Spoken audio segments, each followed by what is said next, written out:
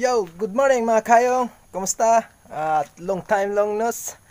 Panibagong araw na naman. Panibagong video tayo ngayon mga kayong. At kumusta po kayong lahat mga kayong? At yun, for today's video mga kayong, may ipapakita ko lang sa inyo o isa-suggest sa mga gustong magtanim ng gulay. Hindi sila makapagtanim kasi maliit lang yung bakuran nila at hindi malawak.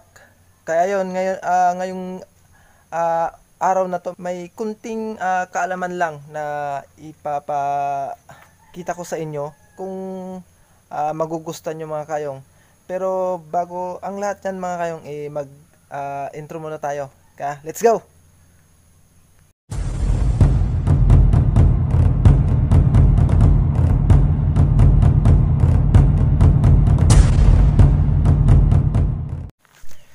Yon mga kayong, at makikita nyo nandito tayo sa likod ng bahay.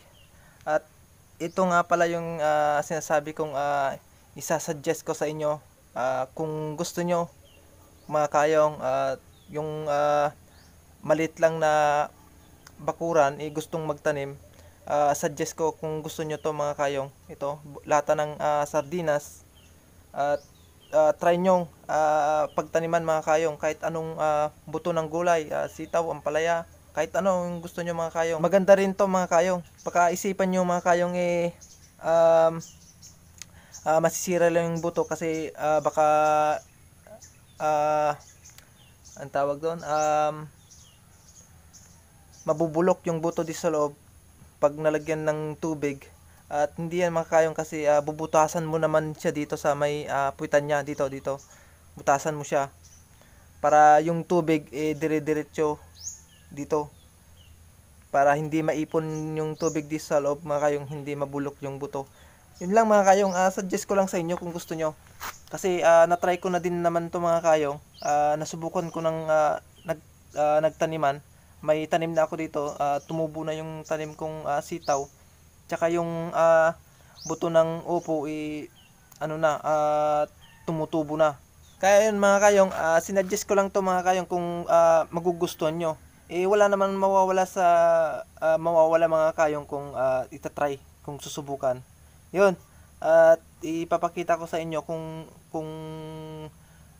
ipapakita ko sa inyo yung tanim kong sitaw na tinanim ko dito sa lata ng sardinas. Kaya yun, let's go. Yo mga kayong, nandito na tayo sa kabilang bahay. Nandito yung mga tanim na sinasabi kong tinanim ko sa lata ng sardinas. Ayan, ipapakita ko sa inyo. Yan o mga kayong, yan, ito yung sitaw, tanim ko na sitaw. Kunti pa lang yan mga kayong, pero dadagdagan ko pa yan mga kayong kasi marami pa yung lata ng sardinas dun sa likod, yung pinakita ko kanina. Tatamnan pa natin yun ng sitaw. At ito rin yung tanim natin na upo. Hindi mo pa siya makikitang tumubo mo kayong kasi maliit pa. Yan.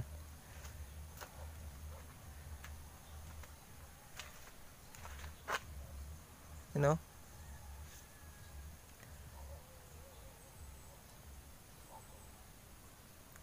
Malalaki na sila mga kayong ngayon, no? Maganda na yung tubo nila. Yun mga kayong, kung nagustuhan nyo mga kayong, try nyo lang, try nyo kung ano yung magandang gawin ninyo sa pagtatanim ng gulay. Wala namang mawawala kayong kung itatry natin, di ba? Kaya yun, basta lagyan mo lang siya ng lupas dito sa loob, saka butasan mo dito sa may pitan niya. Basta yung ilagay mong na lupa yung pino, yung maganda. Ngayong lockdown mga kayong, talagang marami kang maiisip na gawin. Kaya lahat ng klaseng pagtatanim mga kayong i-try natin para man may kunting matutunan tayo sa pagtatanim mga kayong kahit hindi tayo eksperto, 'di ba? Yun mga kayong, salamat sa inyo. Sana nagustuhan nyo yung suggest ko sa mga gusto lang, pero yung mga ayaw okay lang. Sinasuggest ko lang naman yun kung gusto nyo mga kayong. Ayun mga kayong, hanggang dito na lang muna tayo at salamat sa inyong lahat at salamat nanonood kayo pa rin sa mga videos natin. Yun mga kayong, at God bless, ingat, and love you all. Try nyo mga kayong yung suggestion ko kung gusto nyo. Bye bye.